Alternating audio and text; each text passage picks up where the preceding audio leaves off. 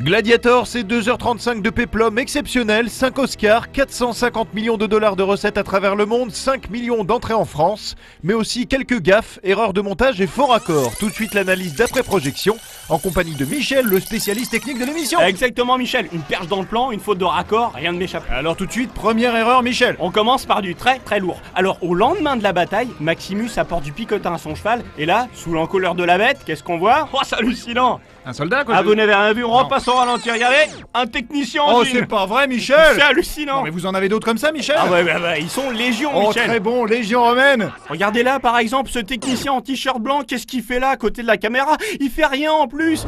Ne vous êtes-vous pas assez divertis?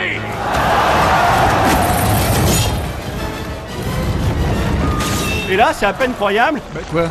Vous n'avez rien vu cher ami, regardez les chaussures du technicien dans le char! En même temps vous voulez qu'il se mette tout C'est pas une raison! Et côté matériel Michel. Ah bah les images parlent d'elles-mêmes hein. Regardez cette bonbonne de gaz dans le char. Faut bien la mettre quelque part. Bah je remarque, c'est tout hein. Comme je remarque que ce casque en fer est clairement en caoutchouc. Latex Michel. Je peux pas vous laisser dire des énormités pareilles. Michel, le caoutchouc ne bouge pas comme le latex.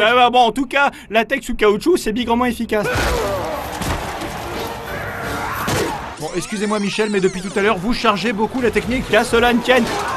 Les comédiens font également des boulettes. Bon à vitesse normale, on voit rien. Mais quand on repasse la scène au ralenti... Regardez ce barbare. Où ça je Au milieu des Romains. En plus il est mort de rire le bougre. En même temps Michel, un mauvais élève sur des centaines de figurants, c'est pardonnable. Et là regardez, Russell Crowe, il tombe, il est bien amoché. Vous trouvez pas ça bizarre qu'il rabatte son bras? Non mais c'est parce qu'il sait que l'actrice doit venir s'agenouiller à côté de lui. Ouais, mais à ce moment-là, il est censé être presque mort. Ah oui Michel, mais c'est à ça qu'on reconnaît un grand acteur.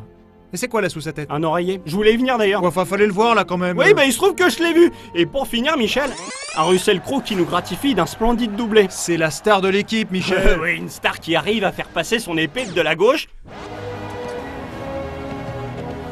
à la droite. En tout cas Jean-Michel, les spectateurs semblent apprécier le tour de Et passe-passe. c'est bien là l'essentiel.